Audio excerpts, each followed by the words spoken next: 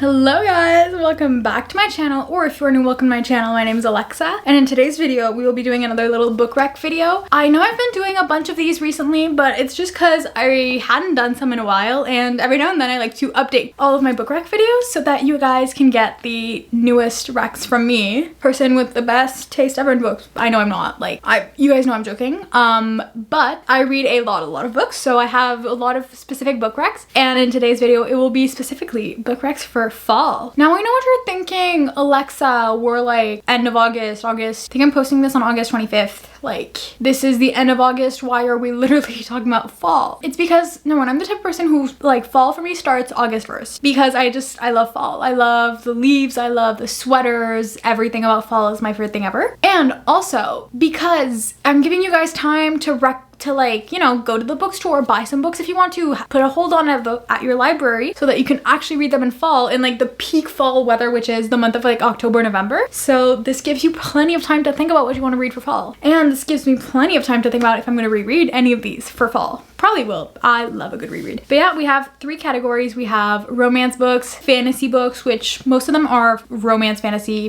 romance. And we have kind of an other category which has some literary fiction, a bit of like, I guess this one kind of maybe there's one that's like kind of romantic magic realism. It's kind of a bunch of different categories, historical fiction, and some mystery thrillers, all that. So yeah, let's get into all the rec. So first we're gonna start with the peak autumn fall genre, which is, as you guys know, fantasy. Fantasy, it is one of the genres, I mean, I'm always reading fantasy, like no matter what the season is, but I always binge fantasy in like the fall and winter months because it's just so cozy. It just makes you want to like grab a coffee, hot chocolate, and just read under like 5 million blankets and like the coziest outfit ever with like candles and all that. It's like the perfect mood. There's like, it's crispy outside. It just makes you want to go like to a bookstore, grab a, like, even though it's like super cold outside, grab an iced coffee and just walk around a bookstore. Because also fantasy books are so cozy and just so fall. But yeah, the first one I have to recommend is Phantasma by Kaylee Smith. You guys know I love this book, love this series, but this one is the first book in that series. I haven't read the second one yet, but I will soon, very soon. And it is a book about basically, there's this, I guess it's kind of like a traveling, is it kind of trials? Yeah, I guess it's like trials run by these like paranormal creatures. Like we have ghosts, all that, demons, demon kings. Like I think like the categories, there's like the king of the devils, prince of the devils, demons, wraiths, and there's like immortal paranormal beings like vampires, shapeshifters, familiars, ghosts, and then there's mortal paranormal beings like necromancers, seers, witches, specters, like all that. And this one is like a really fun paranormal romance. It's like not super world building, so if you're looking for something that still has some like fantasy aspects, but you're not huge on fantasy, you want something that's more on the romance, like dark romantasy vibes, with like you're just here for the fantasy vibes, but you don't want to read something too heavy. This one is perfect, and it's not like every book in the series is going to be its own couple. It's an interconnected standalone, so you could only read, like you could just decide to read the first one and be fine there. Like you don't have to continue the series if you want just one, like a one-off, or if you want to read the second one another time, then it's absolutely perfect for you because it's a fun read. And I'm pretty sure it's also on Kindle Unlimited. Yes, it is 400 pages or almost 500, but I really flew through this book so quickly last year. A book series I will never stop recommending is the Plated Prisoners series. I basically have a shrine up there on my bookshelf. I literally have, for the first one, I only have the indie version. For the second book, Glint, I have the indie version and the special hardcover edition. For Glow, I have the traditionally published version and the special hardcover edition, and then I have the published edition of Goldfinch. Like I will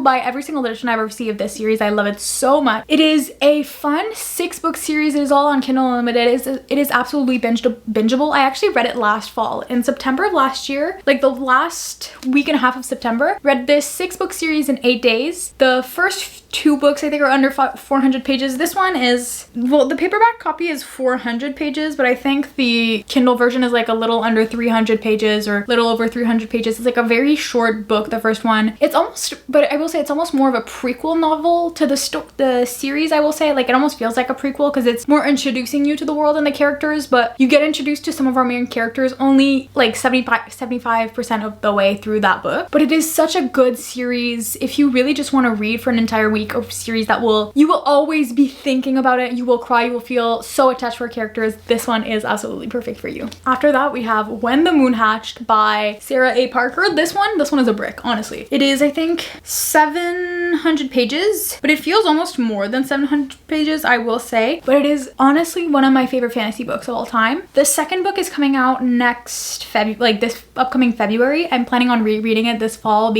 or in the winter, because I really want to be like, I want it to be fresh in my mind. I love it so much. It is more of an, I don't know if it could be considered like a high fantasy or an epic. I think it's not epic fantasy. I think it's considered a high fantasy. It has a lot of dragons, a lot of world building. It's more of a slower read for me. Well, at least for me, but not in the way that it's such a slow paced book, but it is information heavy in the best way possible. There's little journal entries in the book of one of our characters. It is so good. The plot is so good. The pacing, the characters. Honestly, I cannot, this book does not get enough hype for how amazing it is, but you guys absolutely need to read it. And I'm also pretty sure that this one as well is on Kindle Unlimited. After that, we have a series that I feel gets too much hate, and it is the Light Lark series. This series is maybe not the series with the best writing, the best plot pacing, but if you love, you guys know that I'm not the biggest fan of love triangles, but every now and then I love a good love triangle when one character is the villain. One of the love interests is the villain, and you kind of are girl, go with him, even though he's morally great. And it's just, okay, maybe this series doesn't have the best writing, the best plot pacing or whatever. It is still so addictive. I read the first one a couple years ago. I don't remember what I rated it exactly, but I still I remember really enjoying it. I love the continuation of the series. Maybe not 5-star materials, but it is so bingeable. There are amazing moments with one of our love interests who is a villain who's morally gray that will make you giggle and kick your feet and blush. It is amazing. Although it might be in the YA category, I definitely wouldn't say that this is super YA. I think it's maybe more in the 16 to 18 YA category. There is some spice when you get to the even in the first book as well, but when you get to the second book and third book, there's a lot more spice. But after the third book, in the third book, there is a cliffhanger that will make you want to throw the book at the wall in the best way possible. And now I will say I'm super excited because the last book is coming out. Well, not the last book. I think the second to last book is coming out in the month of December. I know there's also another book that's coming out in this series this year, but it's another novel. It's not in the continuous series. It's just of two characters. It's their upbringing and stuff like that, but I'm so excited for it. After that, we have Bride by Ali Hazelwood. This one is her first paranormal romance that she wrote. The sequel is coming out in October, so this is the perfect moment to read it if you want to read this series. It is, people have said that it's Omegaverse. It is not. It's just shifter romance, but the second book is Omegaverse. No, the second book is not Omegaverse. She's releasing another Omegaverse this month, but it is a book that I'm so excited, the sequel I'm so excited for, and it is such a good read, this one. It was the first shifter romance I ever read, and it is what made me read so many more shifter romance since then. After that, we have Assistant to the Villain by Hannah Nicole Mayer. This one is a 3-book series. At the time where I'm filming this, the third book is about to come out. I haven't read it yet, but I will soon. And I'm so excited for it. So far, I'm basing this off of the information that I have from the first 2 books. It is a super cozy fantasy series with high stakes. It's almost, I think it's kind of Regency era, Victorian era type of fantasy. There's fantasy aspects in that time, and it's there's very much it really almost gives me the vibes of if there was a really chaotic in real life Dungeons and Dragon campaign. It is so fun. There's plot twist after plot twist, but it's not a plot twist for no reason, it's not a lazy plot twist. It's really good plot twist. There's yearning between our 2 love interests. It is they've kissed once, and by book 2 I think they've kissed only once or twice. It is by the end of book 2. It is so good. I love it so much. Lastly, in the fantasy category, we have the Bonds That Tie series by Jay Bree. I will recommend this series over and over and over again. This one is a almost urban fantasy, but more urban fantasy, but it's romance, more romance than fantasy, but there is still some fantastical aspects with characters that have powers and the corrupt politics of a bit of a dystopian / fantasy world. It is so good, so bingeable. 6 books. First one one under 300 pages. The rest are like 400 or 500 pages. It is maybe not the best books ever written, like with the best writing, but it is amazing and it will have you hooked. You will be binging that series. It's like not the god tier 6-star romance as in like it's the best book I've ever read, but it is one of the most addictive series I've ever read. I read it all in 1 month, and it is very rare for me to read one series in like within a month. Like usually I read the first 3 books and then I'll stop and then I'll read the other 3 books, but it is so good. Also perfect to read if you're going on a road trip, I will say. Now on to the romance recs. First we have the OG like fall romance recs, and it is the To All the Boys I've Loved Before series. I mean, this is the YA fall vibes original rec. Well, not original rec because like this series is like maybe 10 years old, but well, no, a bit more than that. But I remember reading these books for the first time in the fall and watching these movies, and they give off the perfect fall, almost like late fall winter vibes. It is the best romance series to read. I don't know why I kept switching them from hand to hand, but it is what it is. Then we have the Knock 'Em Out series by Lucy Score. First we have Things We Never Got Over. After that, Things We Hide from the Light. And lastly, Things We Left Behind. This is a completed trilogy. It's all interconnected standalones. My favorite one is the last one. These don't necessarily take place in the fall, probably some in the summer, but I feel like small town, almost like mountain town romances for me always give off a fall vibe. Maybe it's the fact that I read like 2 of these during the fall, but it's almost like that early fall vibe. This like the perfect fall transition between summer and fall. Like to me, these are the perfect books for almost like that September, early October vibe. And I will say, although I said that the last one is my favorite, every single one of these was a 5-star. I know maybe not everybody likes them, but it was my original small town romance series. It's the first small town romance series I've ever read, and it is and will always be a favorite of mine. I know some of these books don't necessarily scream fall vibes, but to me, like there's just something about them that gives like a fall vibe. For example, the Off Campus series by Elle Kennedy. This one is it takes place I think during the fall semester or like during the school year, during the college school year. So for me, anything like going back to school or stuff like that gives always like a fall vibe. It gives me really the back to school vibe, starting a new semester, all that. So most college romance to me, if it's not like taking place in the summer during that book, like it's only the summer, it's a summer romance between 2 school years, then it definitely gives off a fall vibe. Especially these like hockey college romances are perfect, and like especially if they mention classes a lot in that book. For example, in this one, I feel like they often go to classes or like they mention their classes, studying, going to back to school parties, all that. Like it always gives me a good fall vibe. And I will say it's probably because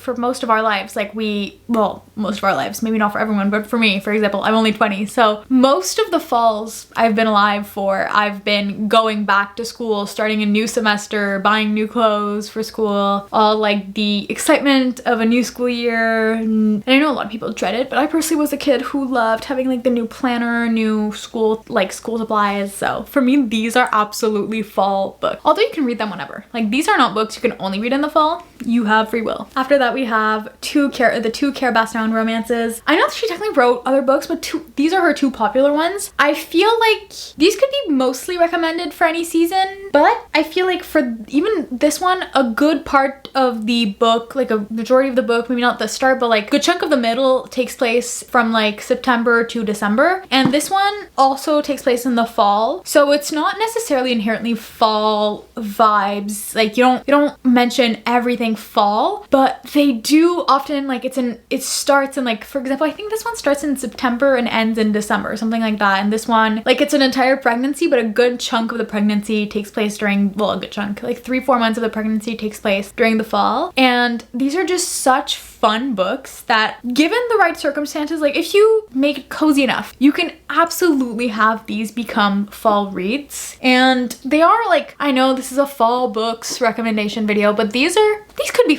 fall books. I think they could probably be fall more than winter books, but these are the perfect books for like a cozy binge reading night where you want to read a book that is so amazing, such amazing writing that you will absolutely rate it 5 stars. After that, we have one of my favorite gothic romance, and it is Nocticadia by Carrie Lake. I actually read this one last fall. I read it over a week because it is a gothic romance with like tiny bit of a fantasy aspect. I don't know, there's like this weird parasite that is involved in the whole book that doesn't really exist in our world, like in real life. I'm saying that as if there was another world, like but it is a very, very good book. It might give you the heebie-jeebies if you're the type of person who gets freaked out easily. Like I'm not the type of person who can watch horror movies very easily, so for me that was my limit when it comes to creepy books. But like I don't know if, like I really have a low tolerance for everything horror, gore and stuff like that, so like some parts were definitely gory for me, but it was like the perfect limit. Like it was creepy enough that I felt like, you know, like weirded out, creeped out in the best way at some points, but I didn't give me nightmares. And it is just such a good book. It's an amazing like it has really good writing and story building, whatever. Like the pacing, the story, the world building, all that is amazing. I loved the romance. It is definitely slow burn. It is an age gap professor student romance. I loved it. It is truly one of my favorite books. It was actually my favorite read of last year. And lastly in this category, we have another book that I read last fall. And I know that sometimes there's certain books that I associate with the like season that I read it in, but I feel like that one was perfect. And it is Passenger Princess by Morgan Elizabeth. Our main character in this book is an absolute bookish girly. She loves to read romance. Like romance is her favorite genre. She reads Omega-verse novels. She loves a good iced coffee. Doesn't matter if it's super cold outside. She loves pink. She loves everything pink. Bows. She annotates her books. She has an annotation book pouch with little tabs that matches the color of the cover of the book that she's reading. Like she is an absolute like typical book talk romance girly. She loves Taylor Swift. And to me, I feel like whenever I read a book where the main character is a romance girly, it always gives me fall vibes. Like, because for me, reading is such a fall vibe activity. It's just the coziest romance ever. You will have such a great time reading it. I originally had rated it a 4 stars, and the more I thought about it, the more I was like, honestly, this is one of my favorite books. It is a 5 star. I had such an amazing time reading it. It's about this girl who wins the Miss USA pageant. It is one of her first pageants ever. Like she entered the Miss New Jersey pageant and then won that, and then Miss USA, and she wins it, and then she has to go on this 50-state road trip with this super grumpy bodyguard of hers that kind of isn't her biggest fan. They kind of hate each other at the start, and he's like, why are you like this? You don't need all this stuff. You're such an overpacker, blah blah blah. You don't need a blanket and all that. But at the same time, he makes sure that she always has her iced coffee and stuff like that. And they basically have to go, just the two of them in a car on a road trip all over the US in every single state. And it's just him getting annoyed with all of her little things. But the thing is, he's annoyed that he finds it cute. You know, he's annoyed, but he's not actually annoyed. He just finds it cute, but he hates that he actually finds it endearing. Like everything that she does, and it is such a fun read. You guys need to all go read it right now. Okay, now on to the other category. This is a mix of like some of my favorite YA thriller mystery series and some literary fiction, and one book that I honestly didn't know in what category to put it in. First, of course, the A Good Girl's Guide to Murder series by Holly Jackson. This one is, I think, the first thriller series I ever read. Read it a couple years ago. I haven't read it since, but I really do need to reread it. It is about this girl who kind of has to take a project for, I think, her last year of school or something like she's a high school, is she a high school senior? Yeah, a senior. High school senior who and I know if you're in the UK, you're like, girl, she's in the UK. The US edition is based in the US. So it is, for me, in my mind, when I read it, she was an American. So it takes place like in Connecticut or Massachusetts. So basically she has to have a senior project, and what she decides to do is investigate the murder that happened in her, a murder that happened in her town a couple of years ago. It was this girl who got killed during her senior year, like the pretty popular girl, and everyone's saying that she got murdered by her boyfriend who then killed himself. And she's like, I don't know, that doesn't feel right. And basically she like, it's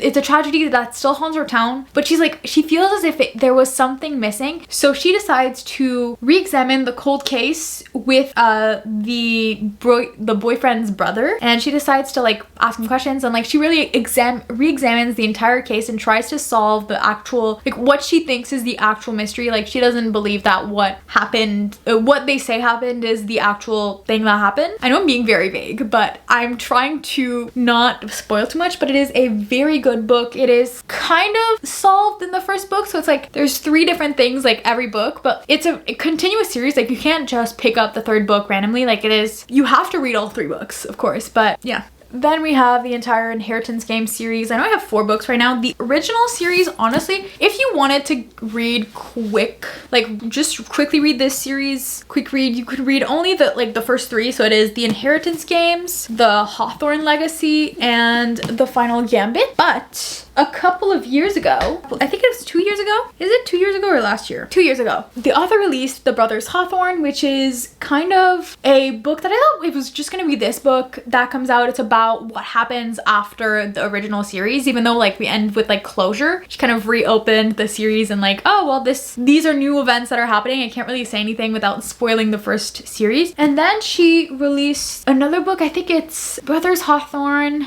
Actually, I need to go look what the names of the other books are so that I don't mislead you guys. Okay, so yeah, The Brothers Hawthorne after the Inheritance Games. Then we have The Grandest Games, which is the first in a new series in that universe, but you need to read the original like series and The Brothers Hawthorne to be able to read that book. Then there's an Inheritance Games like story collection, and it's called Games Untold. Then after that book, she released, after Games Untold, she also released, is it Glorious Rivals? It just came out 3 days ago. Damn, I thought it came out a lot longer, no, 4 days ago. And then next year there's The Gilded Blade, which is the 3rd book in the Grandest Game series. And all these books are interconnected, so if you want to be able to read the Grandest Game series, you have to read all of the Inheritance Game books and the books before that, but you could just stop at the Inheritance Games. It's basically a series about this girl who randomly inherits $46.2 billion because this one billionaire died and she didn't know the guy, and then she's kind of like, okay, I guess. But the thing is, she has to live with his family for an entire year in his house, well, her house now, but basically the family's like, hey, we hate you, you got the money that was supposed to be ours, and she has to live with them for a year. And then there's like people that are trying to off her because she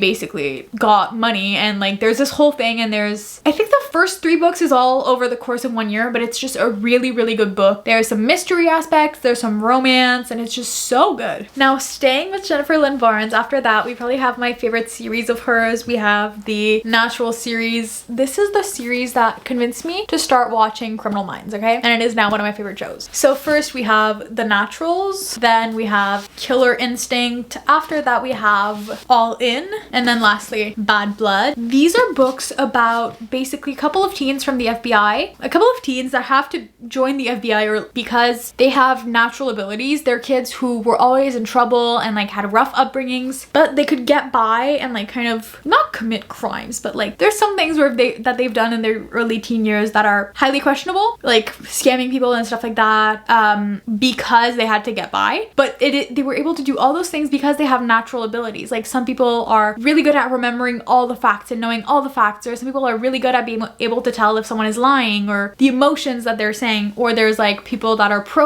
natural profilers. They're able to read someone really well and they know exactly like the type of person that would do a certain thing because they're just naturals at reading people. And they basically get taken, well, like they get hired by the FBI to go like live in that area because they don't really have very present parents, and they work on cold cases by the FBI. Now I will say from the first book, it doesn't remain all the time closed cases because they get involved in a bunch of things, and because of their rough upbringings, sometimes there's cases that are very personal to them that they kind of have to be involved in, and it's just so good. And there's a romance aspect that is absolutely amazing, of course, like in all Jennifer Lynn Barnes series. I will forever read her series whenever she comes out with one, but it is honestly, The Naturals is the most fall one out of the 2 series. Like it is peak fall cozy mystery vibes.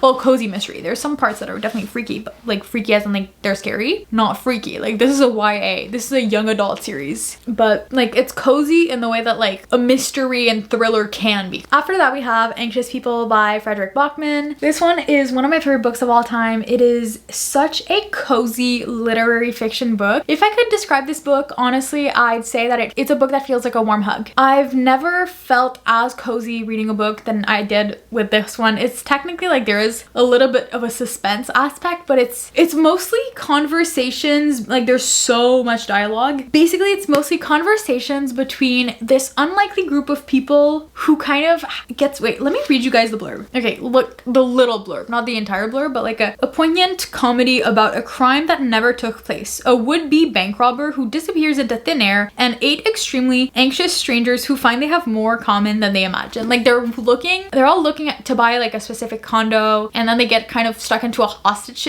situation with a guy who doesn't know how to hold people hostage and like who doesn't know what he's doing at all. He was trying to rob a bank, wasn't able to, and then it's a whole series of unlikely events with very much with a group of people who definitely are an unlikely, is that the word, unlikely bunch, but like people that you definitely wouldn't think would work together. And it is so cute, such a heartwarming book. I just love it so much. I need to read more books by this author. I know they're all more sad than this one, but this one is just one of my favorite books ever. Lastly, we have one of my favorite underrated reads of all time, Lovely War by Julie Berry. I've never read any other books by this author, but I really love this one. The blurb describes it as a sweeping, multi-layered romance set in the perilous days of World Wars I and II, where gods, the Greek gods, hold the fates and the hearts of 4 mortals in their hands. And it's basically these 2 love stories that the gods kind of have control over, and it's between like people who are in love with someone who's like going off to World War I and World War II, and it is so good. Such a beautiful romance. I loved the involvement of the gods throughout this book. I really am so due for a reread. I remember reading it and it became an immediate favorite. I loved it so much. Honestly, you guys should all go read it, and it really is such an underrated book. Like you rarely see people talk about it. I feel like maybe in 2021, 2020, people really talked about it on Book Talk. I feel like there was a brief time period where people talked about it a lot, but people nowadays don't talk about it anymore, and it's definitely one of the best, honestly, one of the best romances I've ever read. Like it is one of the most beautiful romances I've ever read. Maybe not one of my favorite, like maybe not in my top 5 favorites, but I would say that out of all the romances I read, this is definitely in like the top 10, top 20 most beautiful books I've ever read, like in that genre. Thank you guys so much for watching this video. If you liked it, please consider liking, commenting, and subscribing to my channel. If you guys want more book rec videos, I posted one 2 weeks ago with books that aren't necessarily in this video. I think it was recommending you guys books based off of book tropes, and I have some other books that I posted. I did some based off of every genre back in May.